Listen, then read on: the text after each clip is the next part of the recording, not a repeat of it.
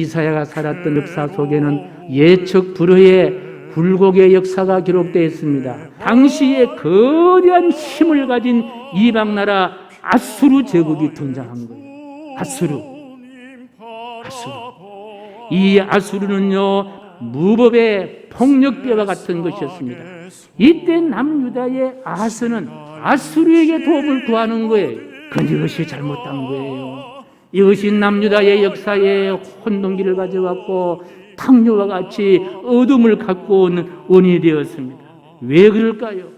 아니, 남유다가 하나님을 믿는 하나님 백성 된 거예요. 그러면 하나님께 구해야 되지요. 하나님의 사람들은요, 큰 일이든지 적은 일이든지 간에, 개인의 일이든지 국가의 일이든지 간에 스스로 해결할 수 없는 문제가 온다면요, 먼저 하나님께 찾아가야 합니다. 하나님께 도와달라고 해야 합니다. 하나님을 찾을 때에 하나님께서는 도움의 손길을 보내주신다는 거예요.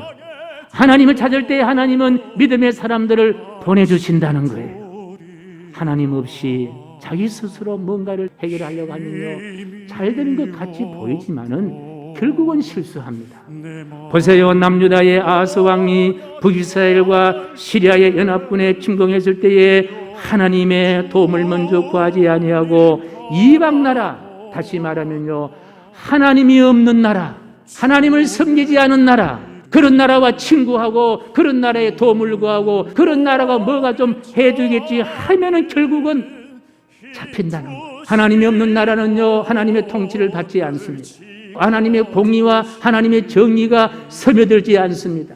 꼭 귀담아 들어야 할 세 가지의 핵심의 메시지가 있습니다. 첫 번째입니다. 애굽으로 내려가지 말라. 애굽이 뭡니까?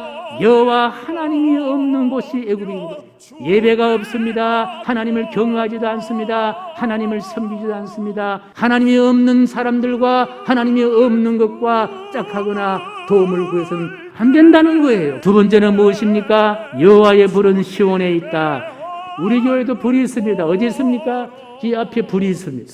여호와의 불은 무엇을 상징하느냐? 하나님이 이곳에 임재한다는 걸 상징하는 거예요. 여호와의 불은요, 우리 마음에 어둠을 지는 빛이 될 뿐 아니라 여호와의 불은요, 악함을 태우는 거예요. 거짓을 태우는 거예요. 절망을 태우는 거예요. 여호와의 불이 있는 시온으로 올라가야 된다는 거예요. 거기서 가서 어둠을 밝히고 흑암의 세력들을 태워버리고 하나님의 의와 하나님의 뜻을 이루어 나가야 된다는 거예요. 세 번째입니다. 기도하기를 멈추지 말라. 하나님이 칠해 주실 거야. 도와주실 거야. 함께 해 주실 거야. 나의 이 억울함도 하나님 풀어주실 거야. 이렇게 할 때에 5대왕 6대주가 하나님이 다스리는 은혜의 나라, 평화의 나라가 만들어지실 줄로 확신합니다.